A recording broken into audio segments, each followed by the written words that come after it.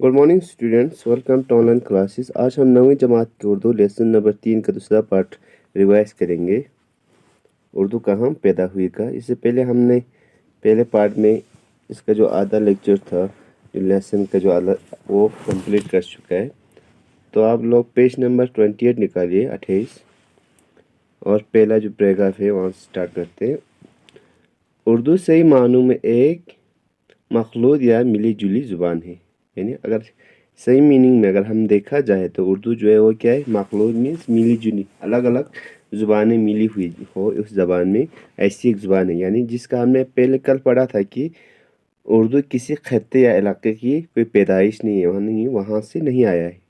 यानी जैसे कि गुजरात से गुजराती निकली है, सिंध से सिंधी, इसी तरह उर्दू कहीं से भी किसी भी इलाके से नहीं आया। इसीलिए अलग अलग लोगों ने, अलग अलग जो राइटर है, जो फिलोसफर है, उन्होंने अपनी फ़िलासफ़ी दी है और अलग अलग लोगों ने अलग अलग उसका जगह बताया है। मगर अगर सही मानों में देखा जाए तो ये एक मिली जुली ज़ुबानों का एक मजमुआ है। यानी बहुत सारे ज़ुबानें मिलकर उर्दू बनी है। ये बेलसागिर में मुसलमानों की आमद के बाद मगरबी फ़ारसी, तुर्की और बाज़ मकामी बोलियों के मेल जोल और हिंदू और मुसलमानों की समाजी और माशरती ज़रूरतों के पेश नज़र ज़्यादा उभर कर सामने आ गई। यानी उर्दू जो बेरसागिर का मतलब होता है जो इंडियन जो सब कंटिनेंट होते हैं उसे कहा जाता है।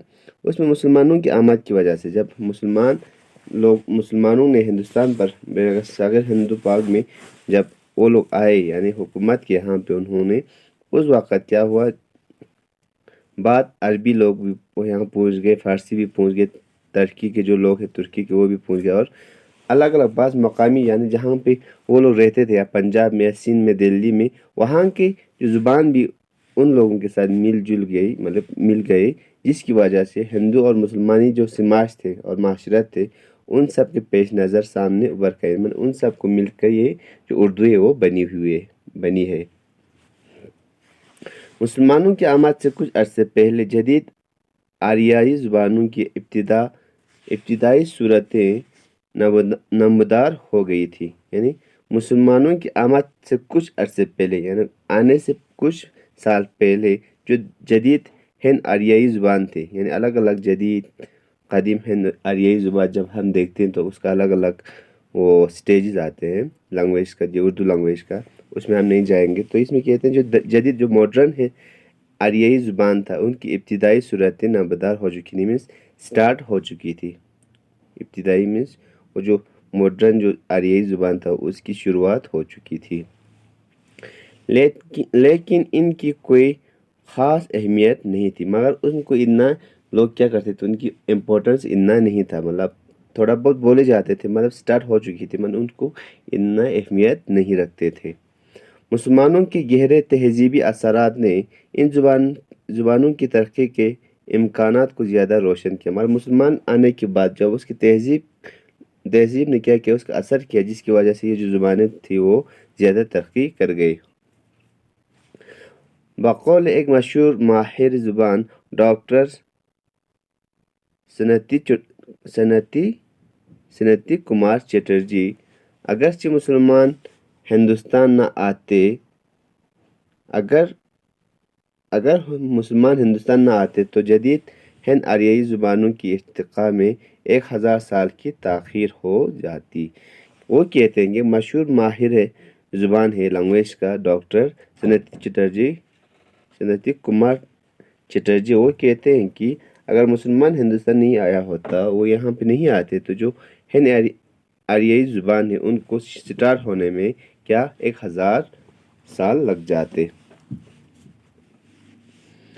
मुसलमानों की आमद और हिंदुस्तानी समाज पर इनके गहरे तहजीबी असरात ने इन ज़ुबानों की तकदीर रोशन कर दी और ये बहुत जल्द इर्तिकाई मंजिलें तय करने लगी। यानी मुसलमान की आमद की वजह से जो हिंदुस्तानी समाज थे उन पर गहरा असर हुआ, जिसकी वजह से जो हिंद आरियाई जो ज़ुबान था वो क्या हुआ, जल्दी उसने तरक्की कर ली। ارتقاء کی منزلیں طے کر لی، مینس اسٹارٹ ہو گئی، یعنی ارتقاء شروعات ہو گئی۔ ان میں جدید ہند آریائی زبانوں میں ایک زبان جو بعد میں مختلف نام تبدیل کر کے اردو کہلایا، مطلب ایک زبان جو جدید ہند آریائی زبانیں تھیں، ان میں سے ایک ایسی زبان بھی تھی جنہوں نے الگ الگ شیپ، الگ الگ نام لیا، مگر بعد میں کیا کہلانے لگا، اردو کے نام سے مشہور ہوئے۔ اس لیے زیادہ ابھر کر سامنے آئی کیونکہ یہ خاص طور سے اپنے اندر عربی فارسی الفاظ جذب کرتی گئی اور آہستہ آہستہ کم سے کم لفظی سطح پر فارسی سے قریب تر ہوتی گئی۔ ملک کی سرکاری زبان فارسی رہی لیکن عام گفتگو کی زبان اردو ہی قرار پائی، یعنی یہ اس لیے ترقی کر گئی کیونکہ اردو کے اندر کیا تھے، عربی اور فارسی جو لینگویجز تھے وہ مکس ہو چکے تھے، جس کی وجہ سے وہ فارسی جو لینگویج اس وقت ہندوستان کی آفیشیل لینگویج تھا، جس کی وجہ سے وہ اردو جو ہے وہ فارسی کے قریب ہو گئے اور لوگ کیا کرنے لگے، جو اردو زبان ہے زیادہ تر لوگ اس میں گفتگو مینس باتیں کرنے لگے، صرف فارسی زبان ایز اے آفیشیل لینگویج رہا، ہمارے لوگوں نے اردو میں باتیں کرنا سٹارٹ کر دیا۔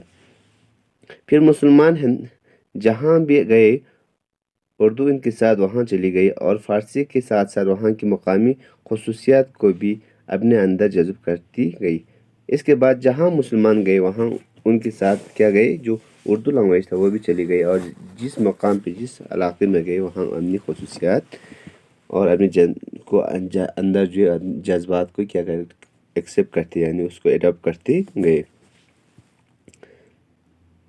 فارسی اور مقامی خصوصیات کی اسی آنکھ مچولی کے سبب ماہرین نے اس کی جائے پیدائش سے متعلق مختلف اور متضاد نظریے پیش کیے، یعنی فارسی اور مقامی خصوصیات مینس جہاں جس مقام پہ جس علاقے میں جاتے تھے اس میں امپیکٹ ہونے کی وجہ اور فارسی اس میں مکس ہونے کی وجہ سے کیا کہ جو لوگ تھے وہاں ماہر تھے، جو ماہرین ہوتے تھے، جو لینگویج کے جو ماہرین ہیں، انہوں نے اردو کے متعلق اپنا مختلف نظریہ دیا ہوا ہے اور متضاد کا مطلب مینس ضد، یعنی ایک دوسرے سے اپوز کر کے خلاف، کوئی کہتے ہیں پنجاب، کوئی کہتے ہیں سندھ، کوئی کہتے ہیں دہلی، تو الگ الگ لوگوں کا الگ الگ رائے ہے اس ہندی یا اردو لینگویج کے بارے میں، جائے پیدائش میں اس کی جگہ کے بارے میں جہاں سے یہ سٹارٹ ہوئی۔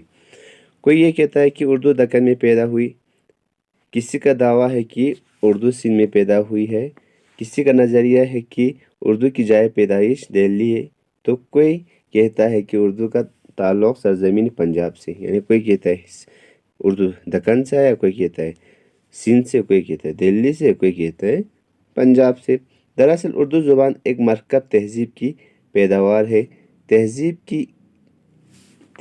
کی کس روح نے اس کو کس علاقے میں کس مخصوص وقت میں جنم دیا ہے، اس کا اندازہ کرنا بہت مشکل ہے، یعنی یہ دیکھنا کہ دراصل یہ کیا ہے، اردو زبان ایک مرکب تہذیب، الگ الگ تہذیب کو جمع ہو کے بنا ہے، جس کی وجہ سے ہم کسی کا نام لینا، یعنی کسی علاقے سے اس کو ریلیٹ کرنا بہت مشکل ہے۔ اس لیے کہ اردو محض ایک زبان کا نام نہیں ہے بلکہ ایک تہدار مشترکہ تہذیبی رنگا رنگی کا نام ہے، یعنی کیونکہ یہ صرف ایک لینگویج کا نام نہیں بلکہ ایک تہذیب، تہدار میں پوری ایک مشترکہ ایک قوم کی جو پورا تہذیب اس میں نظر آتے ہیں، ایک تہذیب کا رنگ، ایک کیا ہے نام ہے، صرف ایک لینگویج کا نام نہیں ہے۔ اس تہذیبی رنگا رنگی کی صحیح روح کو سمجھنے کی ضرورت ہے۔ اب ہمیں اس تہذیبی جو رنگا رنگی ہے، جو اس میں جو تہذیب ہمیں نظر آتے ہیں، اس کو ٹھیک طرح سے سمجھنے کی ضرورت ہے۔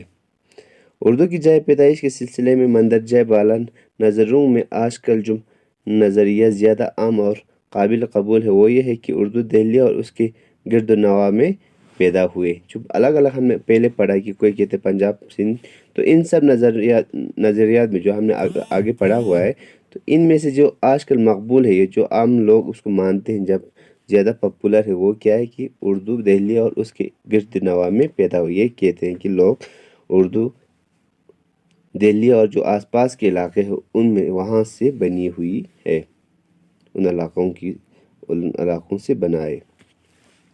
یہ نظریہ پروفیسر مسعود حسین خان نے اپنی کتاب مقدمہ تاریخ اور زبان اردو میں پیش کی ہے۔ یہ کس کا نظریہ ہے؟ پروفیسر مسعود حسین خان کا، جس نے اپنی کتاب مقدمہ تاریخ اردو زبان میں یہ لکھا ہوا ہے۔ انہوں نے تاریخی لسانات کے اصولوں کے پیش نظر اپنے نظریے کی تشکیل کی ہے۔ ان کے خیال میں مسلمان جب پنجاب سے دہلی میں داخل ہوئے تو اس وقت دہلی اور اس کے گرد و نواح میں 3 بولیاں بولی جاتی تھی۔ وہ یہ کہتے ہیں کہ جب مسلمان پنجاب سے ہو کے جب دلی آئے تو وہاں دلی اور دلی کے جو علاقے تھے آس پاس کے، وہاں پہ 3 بولیاں آلریڈی بولی جاتی تھی۔ مغرب میں ہریانوی، کیا مغرب میں کیا بولی جاتی تھی؟ ہریانوی لینگویج۔ اسی طرح شمال میں کھڑی بولی اور مغرب میں اور جنوب میں برج بھاشا بولی جاتی تھی۔ کیا ہوتے تھے؟ مغرب میں ہریانوی، شمال مشرق میں کھڑی بولی اور جنوب میں برج بھاشا آلریڈی بولی جاتی تھی۔ اردو کی تشکیل اور اس کے ارتقاء میں ان تینوں بولیوں نے حصہ لیا۔ مطلب جب اردو کو بنانے میں ان تینوں بولیوں نے یعنی ہریانوی، کھڑی بولی اور برج بھاشا نے بہت کیا وہ سب مکس ہو گئے، مطلب جن کی وجہ سے اردو بنی ہے۔ وہ کون کہتے تھے؟ پروفیسر مسعود حسین خان۔ لیکن ان کے خیال میں اردو کے آغاز اور ارتقاء میں برج بھاشا کے مقابلے میں ہریانوی اور کھڑی بولی کا زیادہ حصہ ہے۔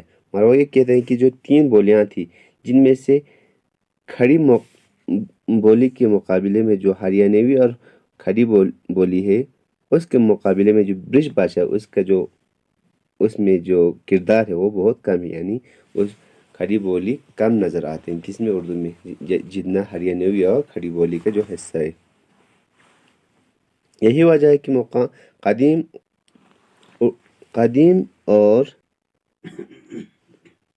قدیم اور دکنی اردو پر کھڑی بولی کے ساتھ ساتھ ہریانوی کے نمایاں اثرات دیکھے جا سکتے ہیں۔ یہی وجہ ہے کہ کیونکہ جو قدیم پرانی اور جو دکنی اردو ہے اس پر کھڑی بولی کی کیا ہوتا ہے، جو ہمیں ساتھ جو ہریانوی بولی ہے ان دونوں کا اثرات دیکھنے کو ملتے ہیں۔ بعد میں اردو جوں ترقی کرتی گئی، ہریانوی کے اثرات زائل ہوتے گئے، یہاں تک کہ شمالی ہندوستان میں 18ویں صدی کے وسط میں تحریک زبان اصلاح کے دوران شاہ حاتم اور ان کے معاصرین نے ان اثرات کو ختم کر دیا۔ اب جیسے جیسے اردو جو زبان ہے وہ ترقی کرتے گئے، ویسے جو ہریانوی اثرات تھے اس کے اوپر، جو ہریانوی بولی کے اثر تھا وہ ایسے ایسے کیا ہوتا گیا، ختم ہوتے گیا، مینس اثر جو ہے وہ ختم ہوتے گئے۔ اور شمالی ہندوستان میں 18ویں صدی کے وسط میں بیچ مطلب میڈل میں تحریک زبان اصلاح کے دوران شاہ حاتم نے کیا اور ان کے جو معاصرین تھے، ساتھی تھے، انہوں نے کیا جو ہریانوی اثرات تھے ان کو ایک دم سے ختم کر دیا۔ تو یہاں سے ہمارا جو چیپٹر ہے یہ ختم ہوتے ہیں۔ کل ہم کوشچن آنسرس کریں گے۔ Thank you.